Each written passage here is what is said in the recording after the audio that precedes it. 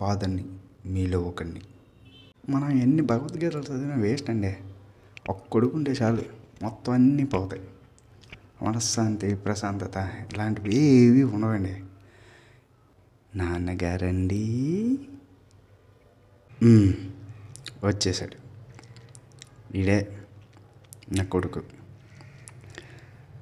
పరమ దుర్మార్గుడండి. పిలిచారట. వచ్చావా?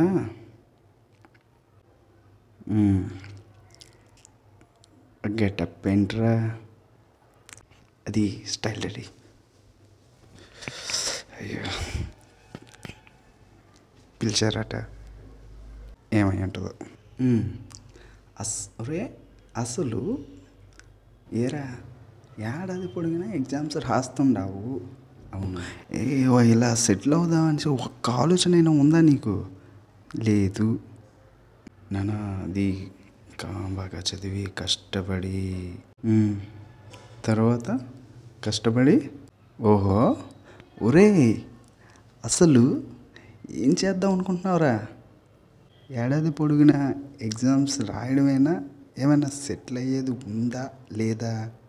చెప్పు అసలు నాకు తెలియాలంతే. చెప్పు, అసలు చెప్పరా. అసలు సెటిల్ అయ్యేది ఉందా లేదా? చెప్పు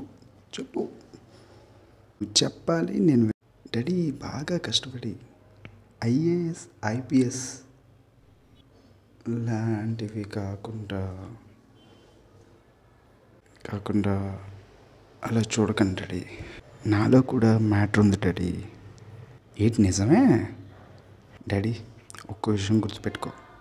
నీ కొడుకుని నువ్వు నమ్మట్లేదు కదా, ఈ విషయం ఖచ్చితంగా గుర్తుపెట్టుకో. ఇది గుర్తుపెట్టుకో,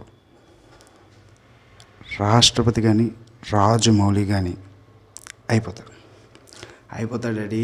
ఏంటమ్మా మళ్ళీ చెప్పు.